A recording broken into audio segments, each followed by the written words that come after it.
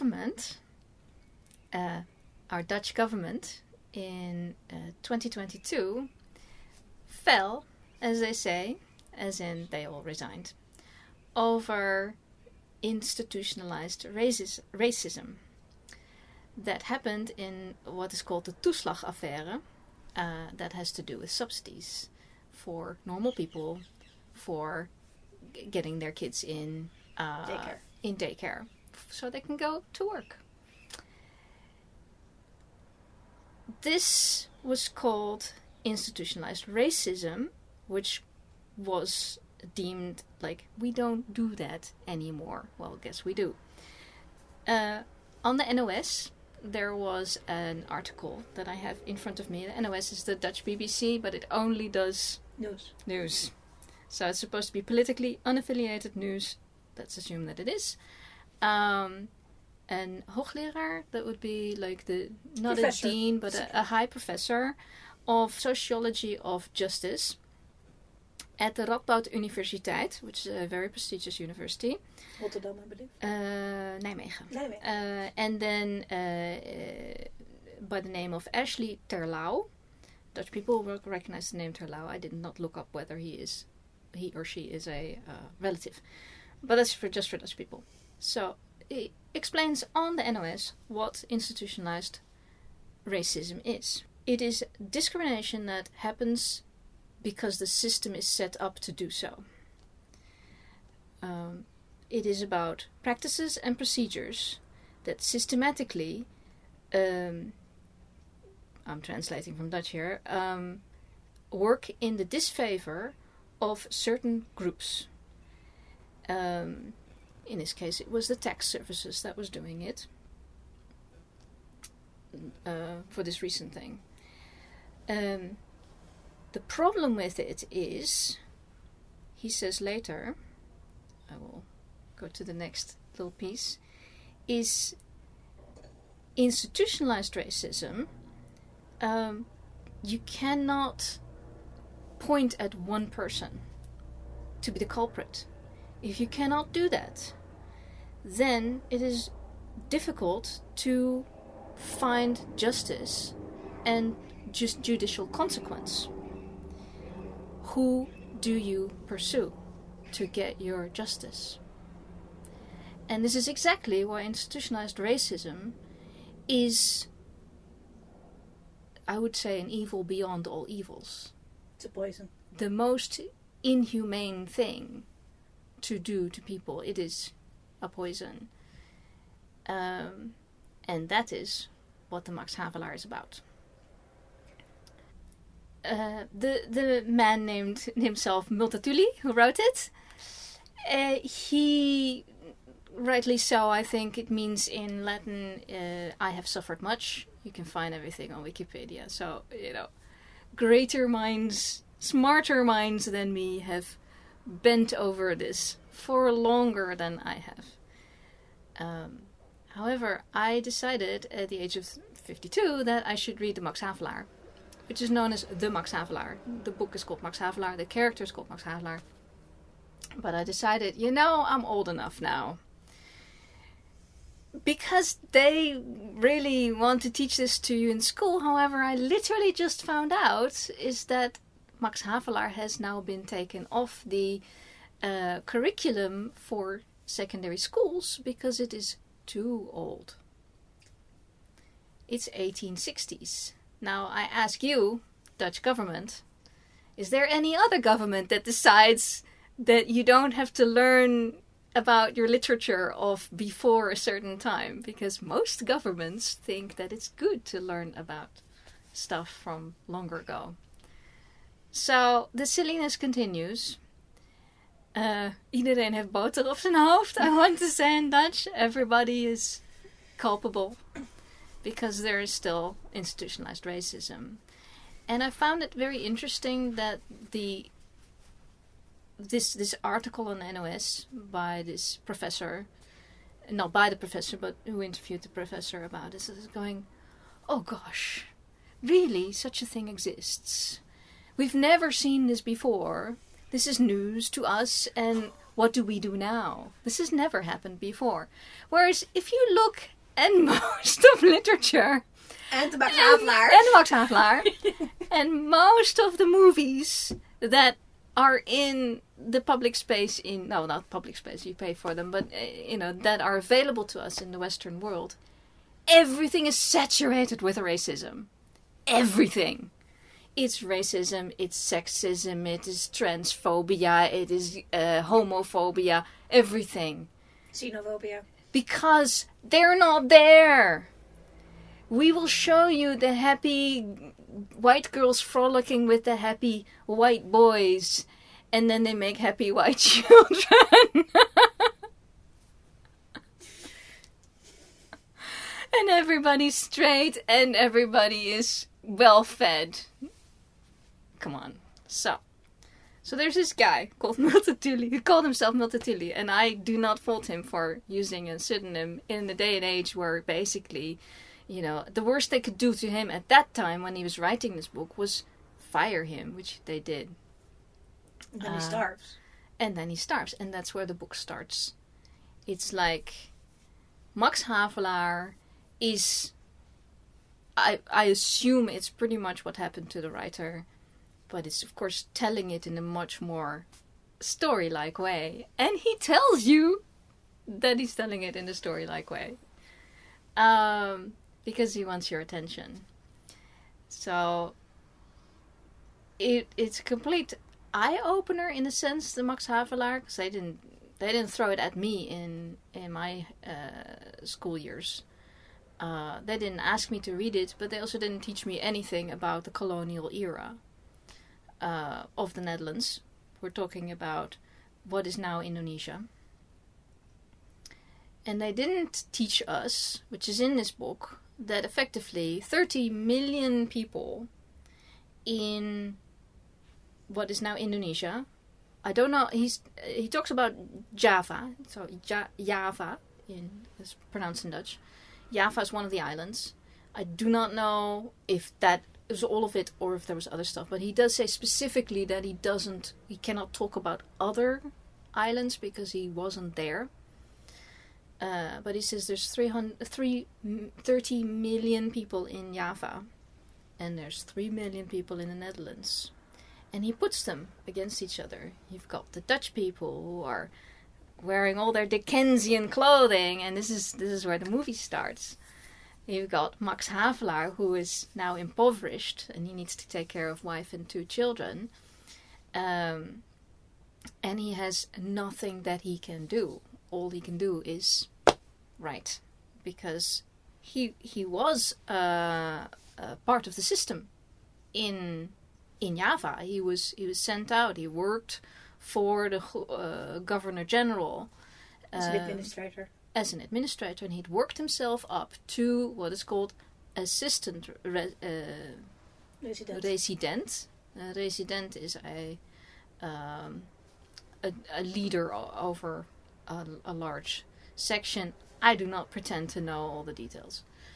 But he worked himself up to assistant resident, and his wife, Tina, so you got Max and Tina, and his wife is like the most beautiful wife, and he's the most beautiful husband, and they are perfect people, except he's a little on the bookish side. In the film, he is so much more heroic than he is in the book.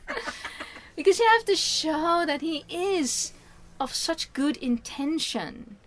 And they also show in the film, it starts, once we see the stuff in Indonesia, it starts with his predecessor being poisoned. Because they're basically saying, if you tried to do the right thing, this is the institutionalized part of the racism, if you try to do the right thing, the system will kill you. Somebody in the system will make sure you're gone. You're either going to get fired or you're going to get killed or whatever. So you better do it smart if you want to change the system. And I think I know Max Havelaar, the character, wanted to change the system. I assume that Multatuli, Edward Douwes Dekker, wanted to change within the system and wanted to do to evoke change. There's no point in getting killed because then you can do no more change. You can be a martyr, but And once you find out that the system itself is rotten, what are you going to do? Yes. So, in the film, Max, he goes ahead. He wants to get promoted. He does. He gets promoted to the most destitute of areas called Lebak. But once you've seen the movie or read the book, you will never forget the name of Lebak of the area, because it is so poor. And he is delighted because he's a true Christian and he really wants to do right. So he does the oath, which is in the film, and he does it very clearly. They caught the right points in the film, because this book you can't make a movie out of this book. You have to re-envision and say, okay, what do we show? How do we tell it? The book is a bunch of stories, basically. It's a whole. It is a narrative, but it constantly flips to, and now we have this section where this and this happened, and now we're here, and now we're there. So it's so cleverly written. It's like you must. There's a new translation, 2019 translation. I read a review that it's very good, and it is. There's old translations. There's a Penguin one. It is absolutely brilliant, this book, and you can't make a movie out of it, but they did. The director talks in the audio commentaries, which, if you get the DVD, the audio commentary actually has English subtitles. Everything has English subtitles, so don't worry, you can watch it. I think otherwise I wouldn't do it on this channel, because it has to be at least watchable by people, but for something like this I might even do that. I might go that far, but you can watch it. And I would recommend it. It's gorgeous. They went to Indonesia, so the director was saying in the audio commentaries, it's like they went in to talk to Indonesian producers. There was not an Indonesian film production company that he could talk to, but he talked to other people there who could, who could at least spar about what movie could we do here. There's one book by Louis Couperus that he was thinking of doing, but they said, no, we're not interested in that. It's woo-woo. It's got a lot of woo-woo in it. Okay. And it's like, okay, so he took some shots and he's like, go back home. I was like, oh, wouldn't it be nice? And then they called him back and they said, we now have a production company. Production company X. Maybe it can be here. I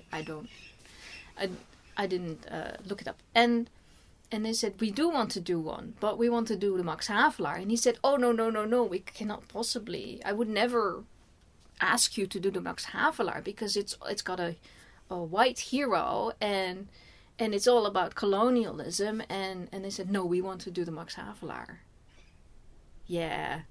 And I understand. And Peanut Gallery is vehemently saying yes. So it's like, it's an awesome story.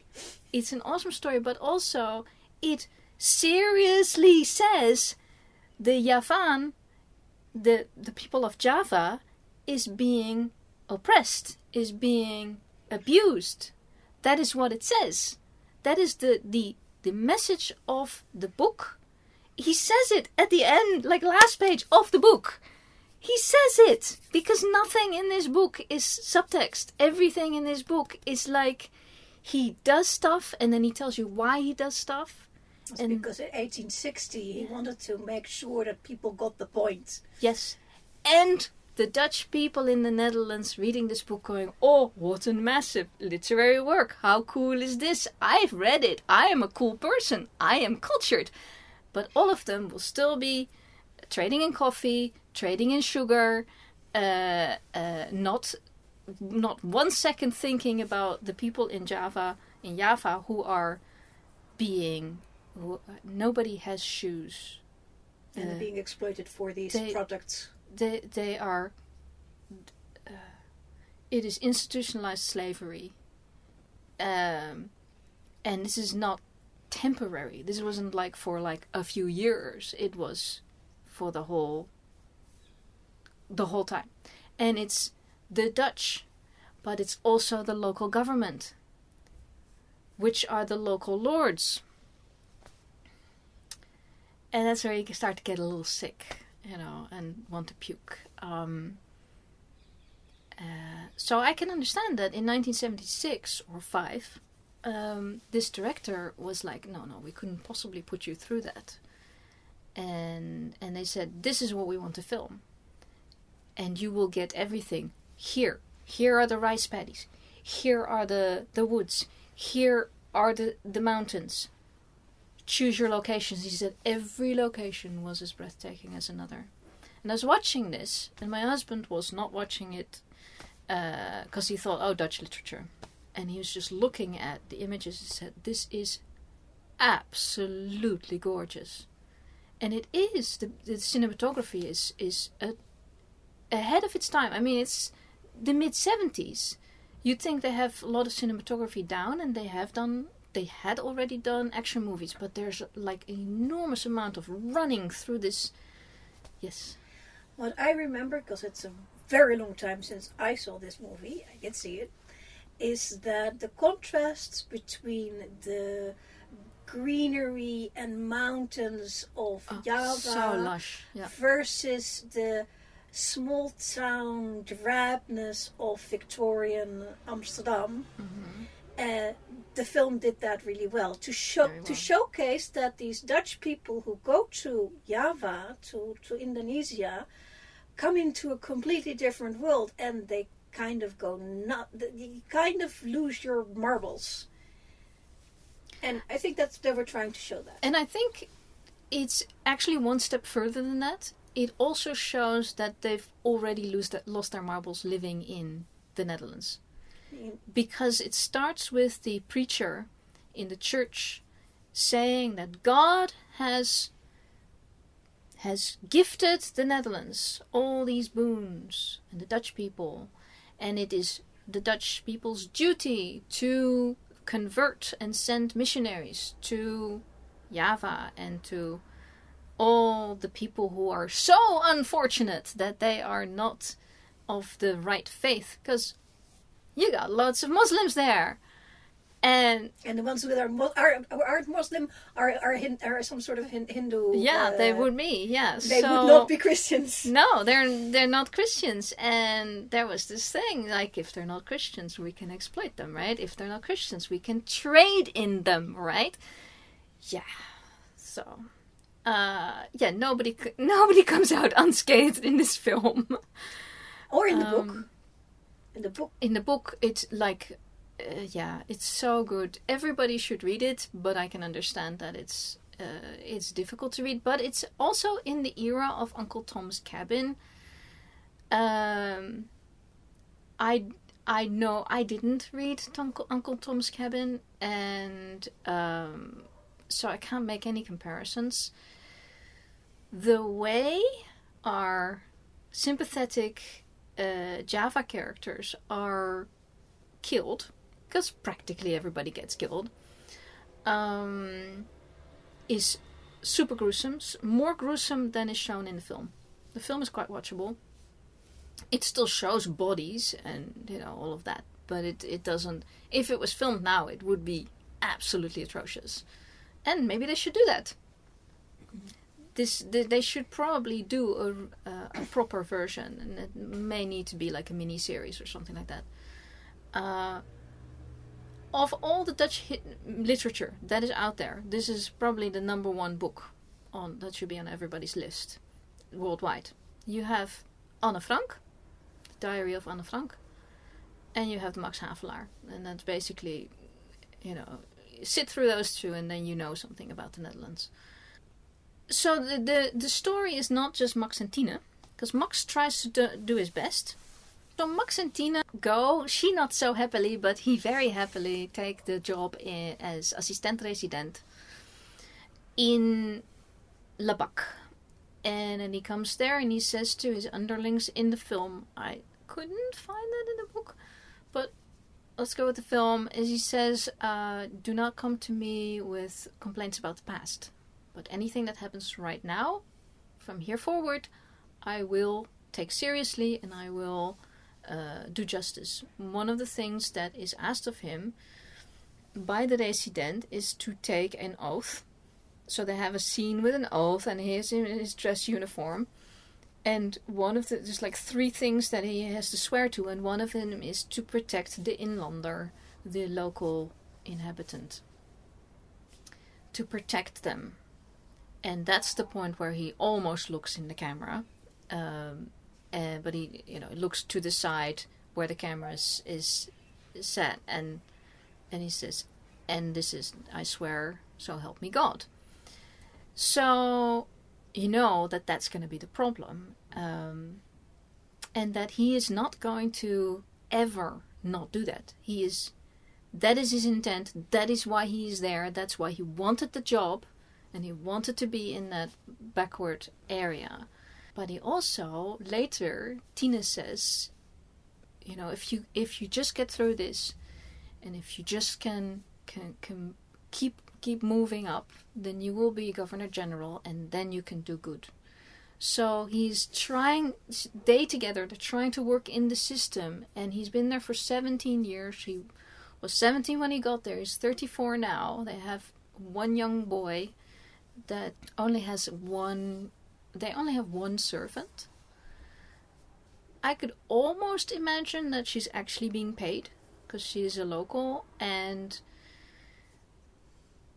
she travels with them, so she's going to be paid. Yeah, Max in the book pays everybody. He pays people out of his own pocket, and they're constantly flat broke because they don't actually get paid that well, and he refuses to accept all the gifts that they keep putting on him.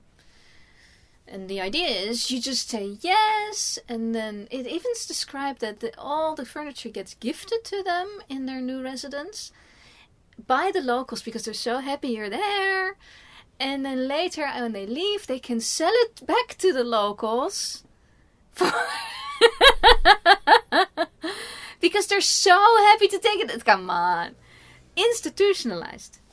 So he refuses to play any part in all of that, and they get so much flack for that. Yeah, they get attacked they attack the little boy in the garden with snakes. I mean, literally, it is scare tactics, and at that point you practically don't know who it's coming from, whether it's the local lords or if it's the people within the Dutch system that want to the governmental system. It's just yeah. So when he gets to the end of having tried everything and people continuously dying on him, he resigns, and he says, "No, Governor General, I am leaving."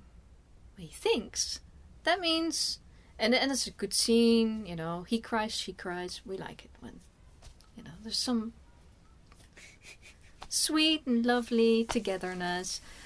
And then he says, now we're going to the Governor General, and we're going to go talk to him, because Tina, then I will be able to tell him all the injustice that is here, and he will understand because he is a good man, and then he will reinstate me, and then we can make change.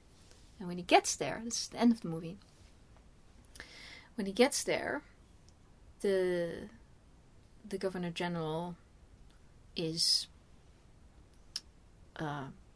old and is indisposed and is going to go home in a few hours. Go home as literally the Netherlands. He's going to leave in a few hours, and there's nobody to talk to.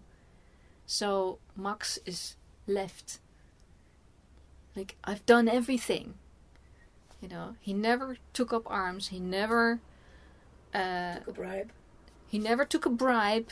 He never said yes when it was immoral to say yes. He thought he could reach people. He could make a change. And they just leave him in a room alone with the, this is brilliant about the movie, the portrait of the king. Everywhere when you're in the official offices, there's always behind the desk, there's always the portrait of the king. In the English, in the UK, they do this as well. And so you see the portrait of the king throughout the movie. And he runs to the portrait of the king and wants to rip it off the wall and says, "In your name, 30 million of your subjects are being abused." And that's the message of the book. The Javan is being abused. They did it very cleverly, because by that time in the book, the writer has stepped out of the whole story and said, "No, I'm going to talk to you, reader, directly." And how do you do that in a film when it's still about Max Havelaar? You actually have to connect things to Max in order to make a movie out of it. So it's very cleverly done. The other story that they did very well was Saïdja and Adinda. And everybody who's ever either seen the movie or read the book knows the story of Saïdja and Adinda. It is the quintessential love story in the sense of not Romeo and Juliet, because they're from the same village. Their parents had promised them to each other when they were children.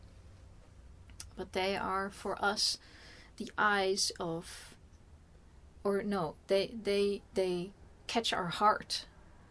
It's for us to start loving Saïdja and Adinda and to see all the hardship they go through. Because Saïdja's dad has a water buffalo.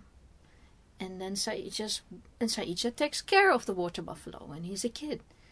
And then the tiger comes. The water buffalo defends Saïdja.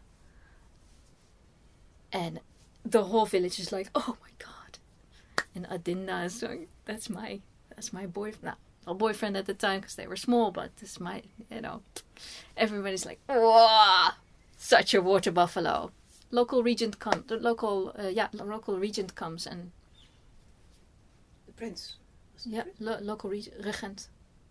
He was not a prince. He was a regent.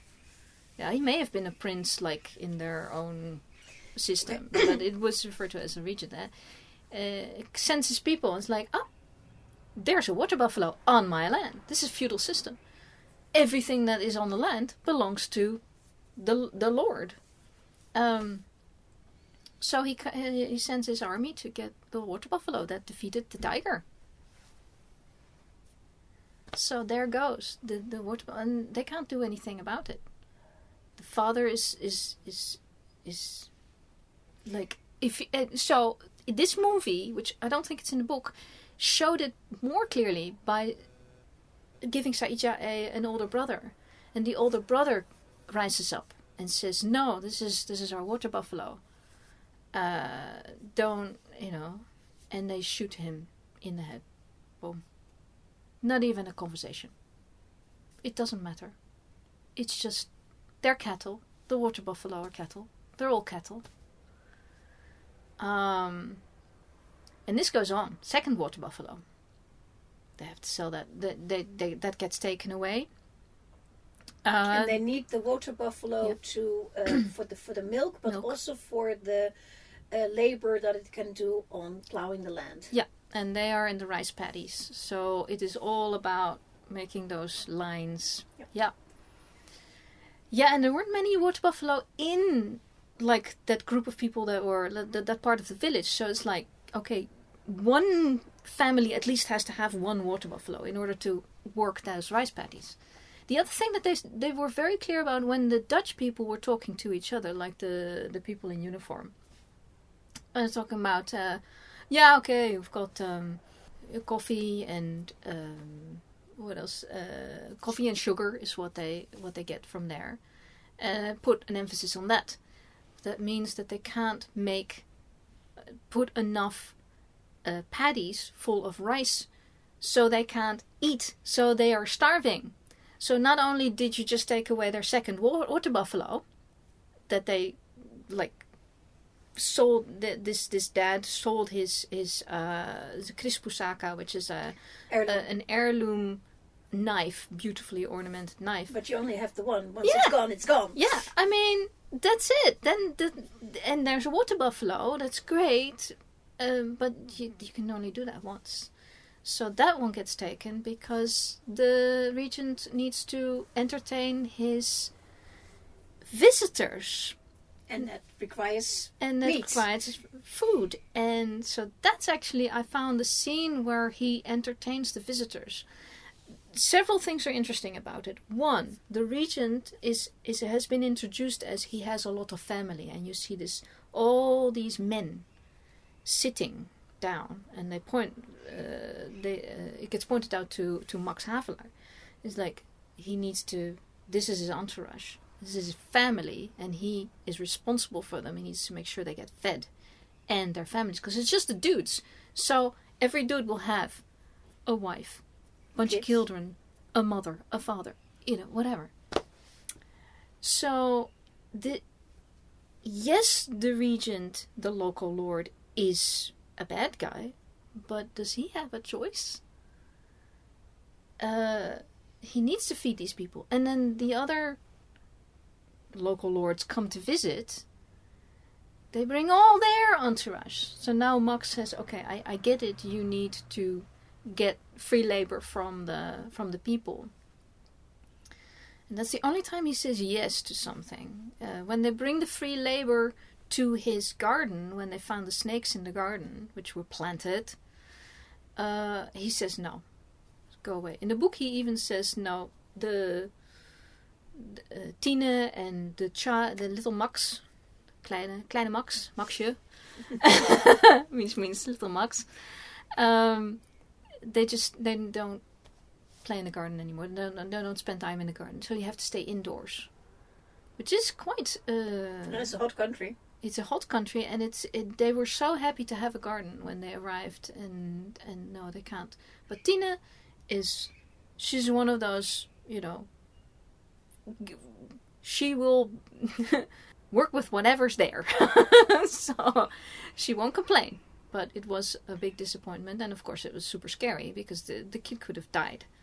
The scene when there's all this entertainment going on, there's literally there's like jousting, which is odd because we think of that is like medieval. Local jousting. Yes, local jousting going on. I'm not sure if it's actually on a horse and if they're actually rushing to each other, but it is effectively that, because it's filmed a little bit up close and you see them battling and all of that. But that's what's going on, and there's a huge amount of music being made while that's going on. And I was thinking suddenly, all those films that we see that are set in the Middle Ages, when they do the jousts, you never see that all the entertainment is going on at the same time. All this music is being made at the same time, and there's chanting, and it's like at a football game, But of course they're chanting. It's like, actually, this is more lifelike, and it's probably because the Java people who were making this movie with them were saying, okay, this is how it's done. That's why I like that the movie was made as a co-production with the Indonesian film company. And they said, come and look at our actors. It was the director said it was simple casting in the Netherlands, because you have casting offices and you've got sheets and you have footage and all of that. And they're going to Indonesia. In the 1970s. Mid-1970s. It was like, that was not the same. So he made beautiful casting, by the way, but it took some effort. And one of the things... Indonesian, while they don't have money to do films, they did have plays and stuff. So they would have had actors. Yeah.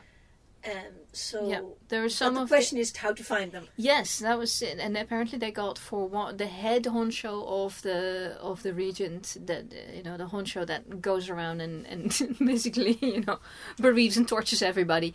They got a really good actor for, and every close up you're like, oh my god, it's straight out of The Good, the Bad, and the Ugly. It's like, oh, there's your close up, and he just stares and like, oh yeah, so good. Oh, excellent. For the regent, they needed a location. They needed a house to be Max's house as his residence, and they got it from a local prince. And then they saw the prince and like, he looks so cool.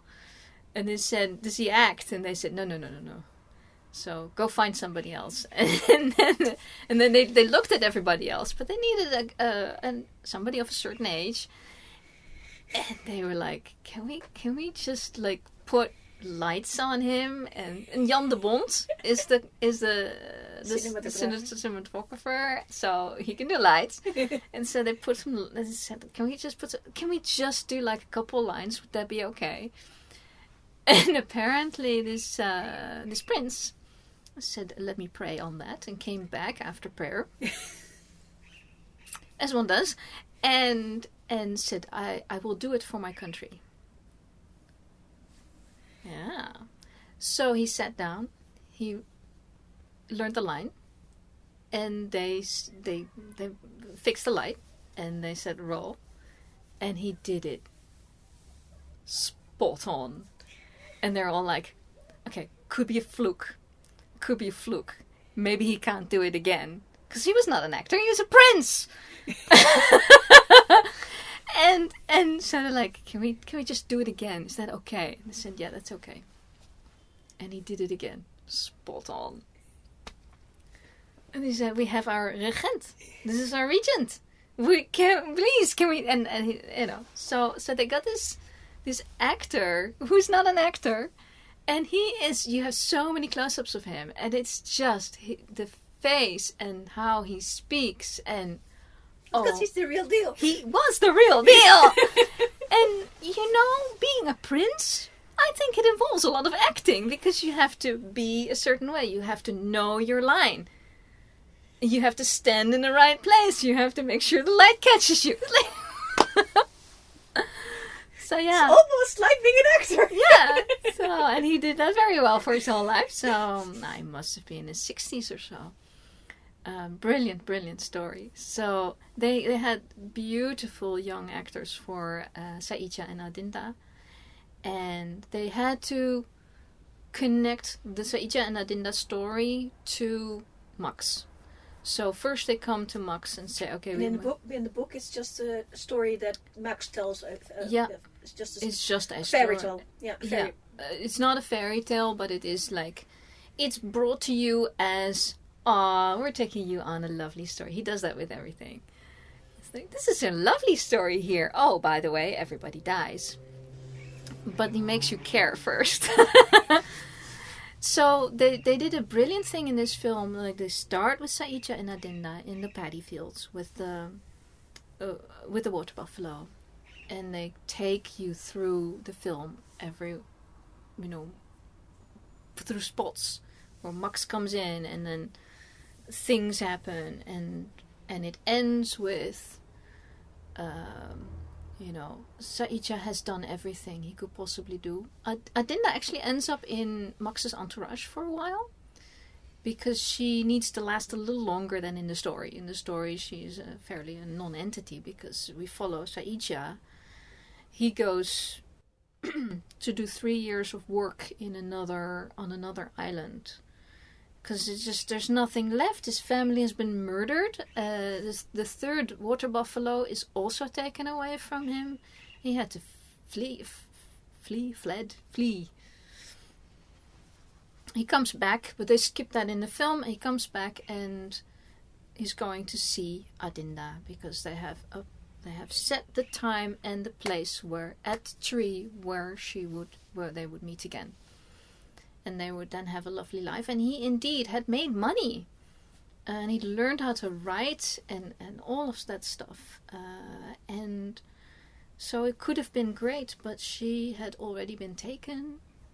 And in this film, they leave her with Max for a while. And once she's in Max's house, and Saïdja has to flee, you can't kill her off terribly easily. So she had to, I was like, are they going to keep her till the end of the movie? Is she actually going to make it? No, because the point of the story is that she doesn't make it. And why would she go with the white man who says that he's going to talk to the Governor General and he's going to do justice? She doesn't believe that. Why would she believe that? Nobody's ever done justice. There is no justice. I think a world with slavery can never have justice. It has to go. And this is what Max was trying to fight. And this was, he lost. And so in her worldview, I don't think Adinda could stay with him. And she leaves the carriage when Max and Tina are out of the carriage to say goodbye to people. And then Max turns back to the carriage and is like, where is she? And his nanny, little Max's nanny, just shakes her head. She has no lines in the film. Everything in Indonesia with the locals, with the Javan people, is in that language. I haven't looked it up whether it's Bahasa Indonesia or Malaysian, because I just don't. Javans itself, their local language, and he speaks it very well. Because he's been there 17 years. Both he and Tina speak fluent that. So they can freely converse with everybody, but people won't tell him what's going on because they're too scared. There's like somebody else will get them if they complain or say anything. So Adinda disappears on them. She into the woods, and when we catch up with Saïdja, then she's already murdered, which happens in the book off screen, and he sees it. And one of the pretty scary moments it's nowhere near as gruesome as stuff they make now. Really, it isn't. But you still have like this murdered group of people just lying. It's more shocking than that it's gruesome. And he just discovers them and he sees it, and there's a child, it's a baby, screaming. And the mother is lying dead, and everybody there is lying dead. And I'm thinking, why doesn't he pick up the child? There's only one reason why somebody would not pick up a child in a mountain of bodies, dead bodies. And the next thing he does is he walks towards the soldiers, which are of the local regent. And he just walks to them and they say stop, and he doesn't. So they just kill him, because that's what they did with his brother. And I think the point is that we have to see that the film shows it happening, and that the child will be sitting there screaming, and there's nobody to take care of that child. So when Max screams at the portrait of the king, saying 30 million of your subjects are being abused, he has nothing else that he can do. What can he do? So he goes home and becomes the writer. That gives you this story. And it starts with, because I remember how it starts, with dedication to the king. The dedication to the king, yeah. The film starts with King Willem III stating how we should keep the land in our power, and we should use it, for all the good it can give us. So the end of the book is a plea, literally a page of a plea directly to the king, saying, you are responsible for these atrocities. And that's how I come back to my article from the NOS. And the learned professor of high standing saying, if the institute, if the system itself is racist, who do you go to?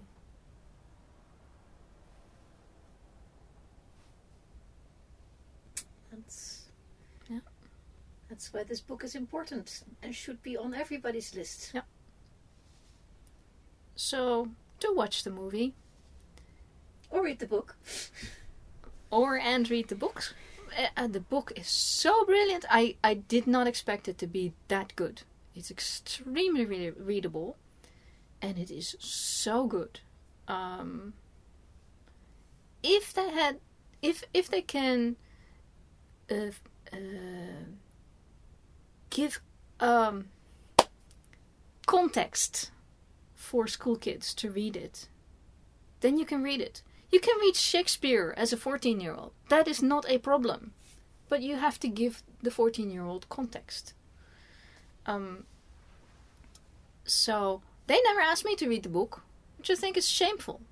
I was in school in the 80s. There's no reason why they wouldn't have said, go read this book. They wanted only books for Second World War. That's all the books, yeah. It's because that was on their minds. Yeah. But this is timely. The reason that your teachers and mine did not give you this book to read is because when they were young, they were head over the head to death with the damn thing. And they were worried that they would do the same thing to our generation. But then to our generation, they gave other things to hit over our head with, like World War II. Yes. And at the same time, we just had a Toeslagenaffaire, which was institutionalized racism. More recent than our school career, by the way. Yeah, between something like 2015 and 2022. Yeah. I mean, that is not okay that happens. So, politicians, please read your Max Havelaar. You might learn something. Yes. And if you've ever seen the Max Havelaar brand, so that is coffee and chocolate. Honest coffee, honest chocolate. So everybody in the chain of production has made honest money. And that's what I grew up on, because that was when I was maybe 15 or so, that came into the stores. Max Havelaar coffee that's the coffee to buy. That's a good legacy for Multatuli. He would have been happy. Yes, he would have been ecstatic, and he would also be appalled at some of the stuff that's still going on. He was appalled at the time, and rightly so. And aren't we lucky that he actually managed to write stuff down in a way that people can now really envision what happened? Because history is written by those who won. And in fact, he lost. And the Javaan lost. But he wrote it down.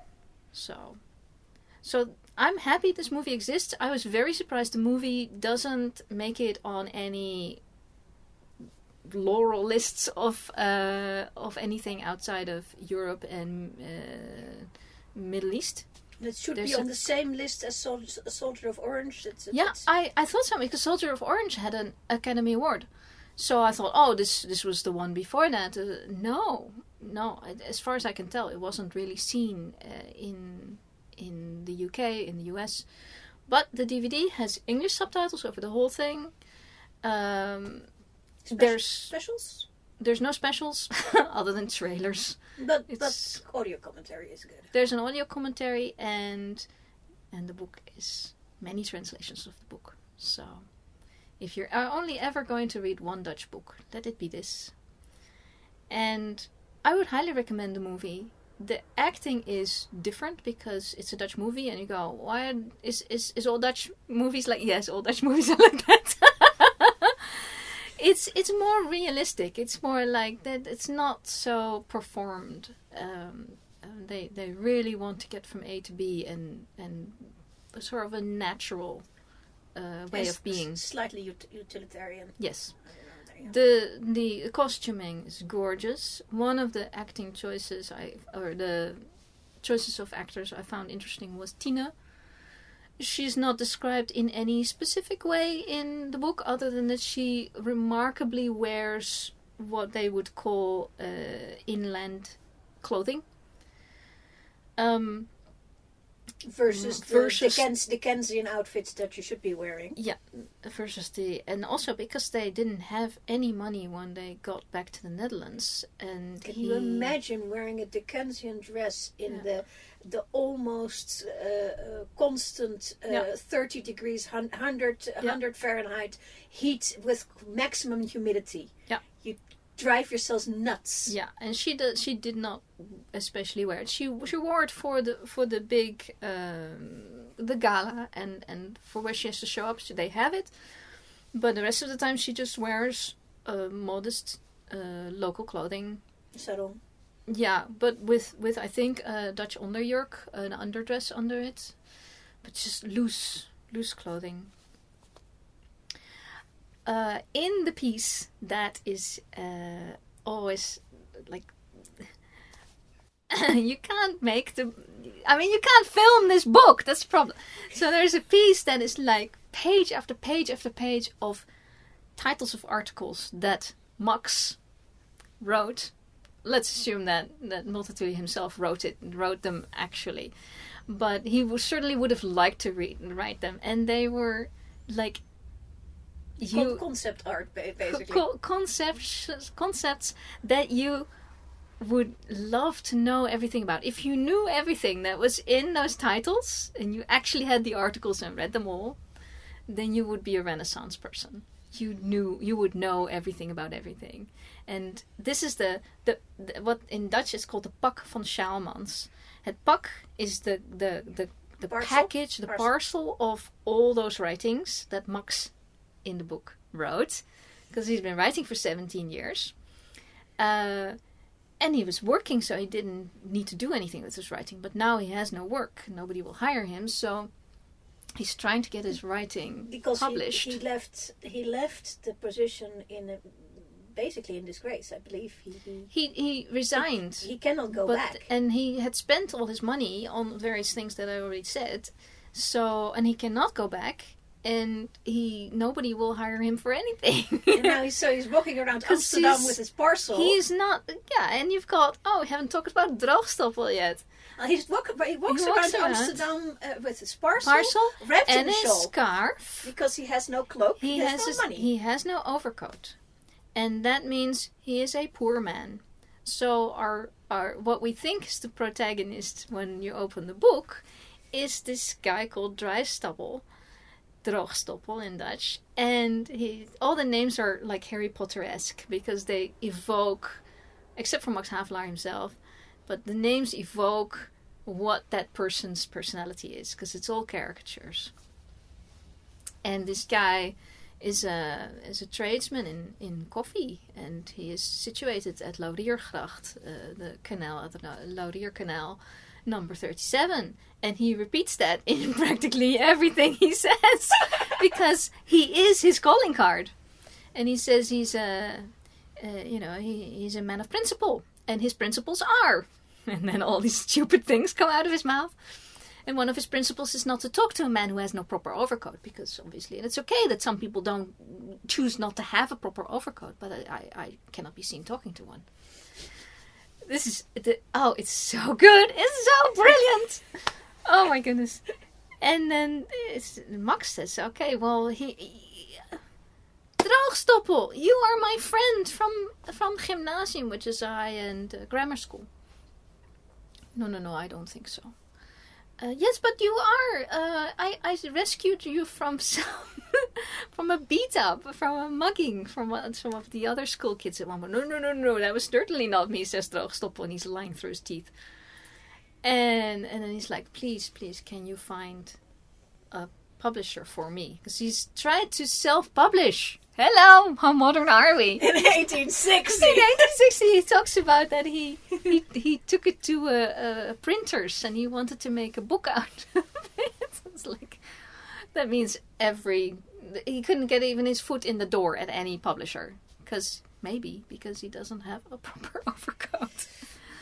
Oh my god. I mean, it is institution. This is about class system as well. The sections that are in the Netherlands. In Amsterdam. but the whole thing about the Havaan versus the Dutch person, even the Havaan versus their regent, or their own regional regent, is a class system problem. Yeah, because it's a feudal system. Both a racial divide and a class system, but on both sides of the pond. Yeah, it's systematic. It's completely unsolvable. And the thing is that people have always divided people up in sets of people. Yep. And as long as we keep doing that, so we have to stop doing that. As long as we, And people who then are found out to do stuff like that have to systematically be pointed out and called to justice. And that's why it's so sad that this Toeslagaffaire brings out that systematic institutionalized racism is not solved yet. Because you can't point at who's the culprit. There has to be somebody you can bring to justice. But the thing about both of the situations is that it slowly grows. Mm-hmm. And it grows, you have to, the moment where it grows into something that actually does something harm, you have to stop it before that. Yeah. And getting to that point to do it at the right moment, that's why the Toeslagaffaire is shocking a little bit, but it could have been way worse. But it never got stopped here.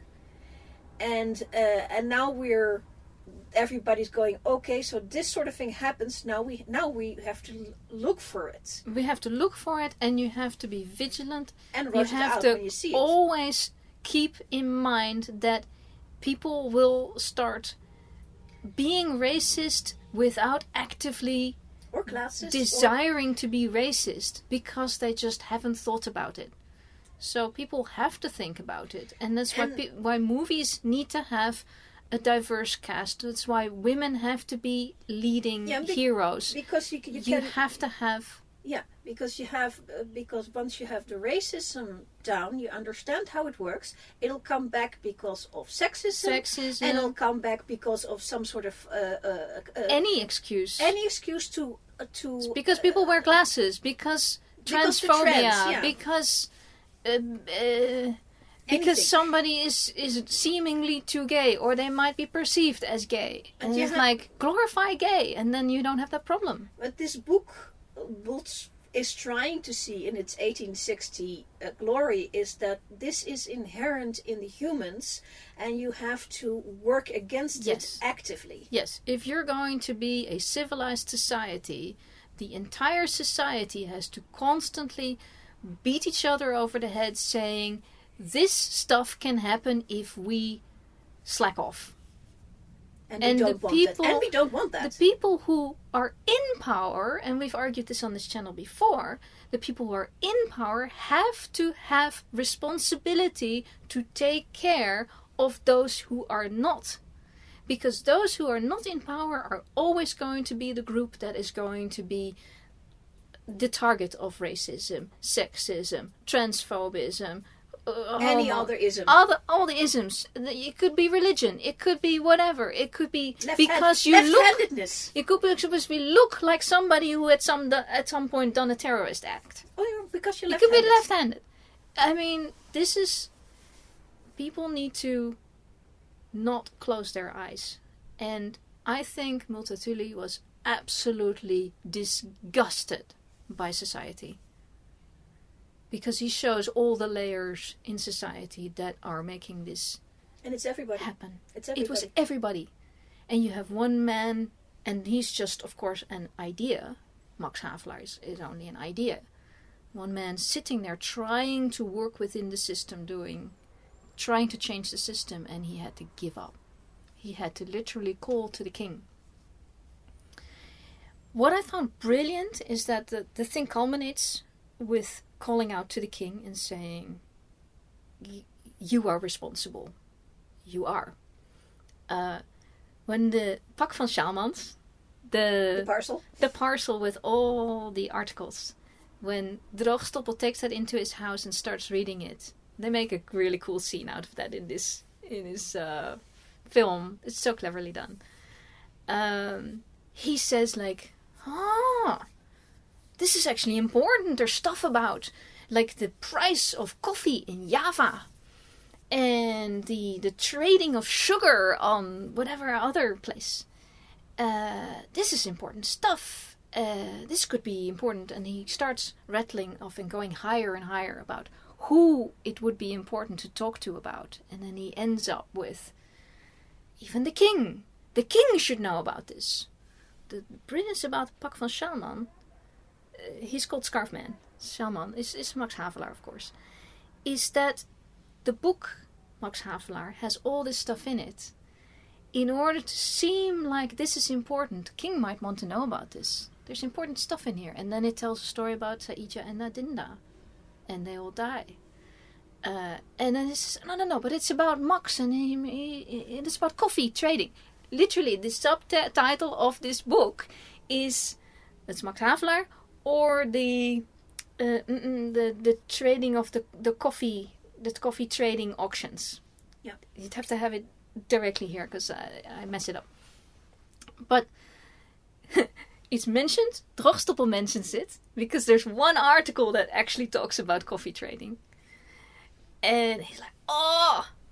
And at the very end of the book, 100-something thousand words later, it's mentioned again, saying, oh, yeah, by the way, this is about coffee trading.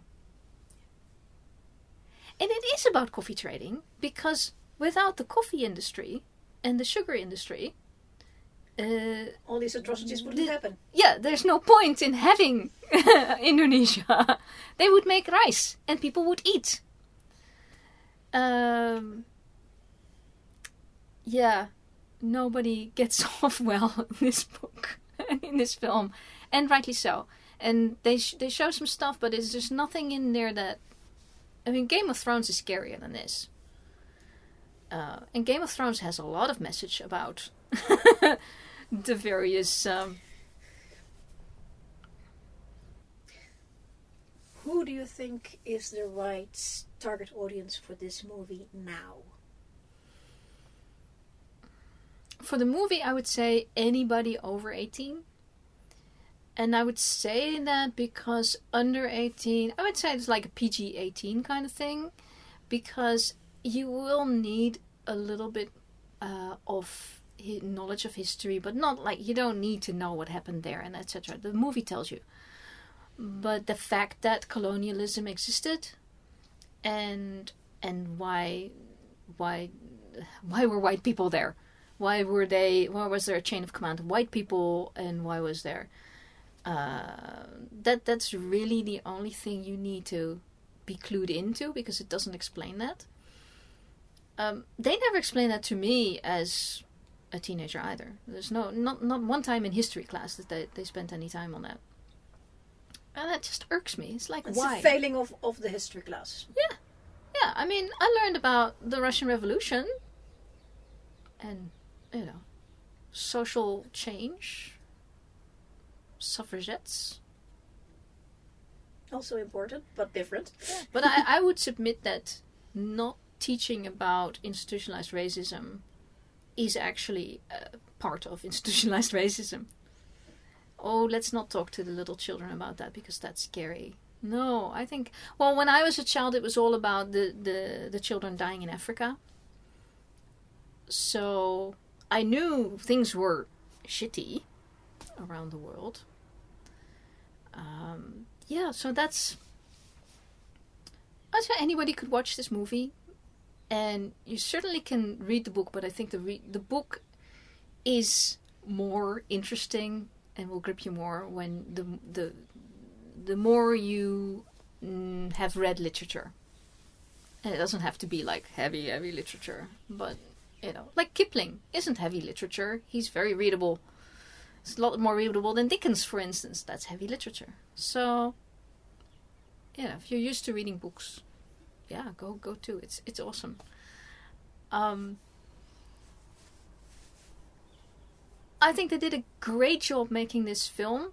I've mentioned before that I think it's worth refilming it in whatever form, doing a modern version, and it might be very, very scary because there's a lot of bad things that happen. There is not a modern version of this, but there is a new TV show which I haven't seen yet called the Oost.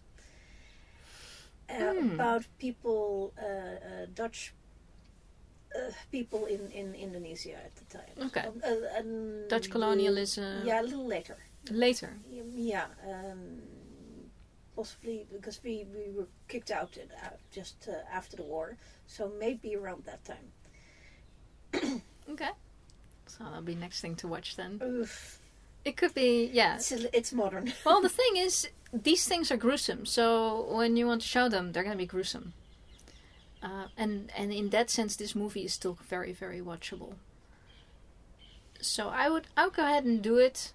I really would like it to come out on Blu-ray because the visuals are just gorgeous. And it's on film, so on Blu-ray it's going to be awesome. But if it's for whatever reason there's no money in it, at least it was a co-production with Indonesia. There is no yellow face in the entire thing. This is about as authentic as you can get. Yes. This is also their vision.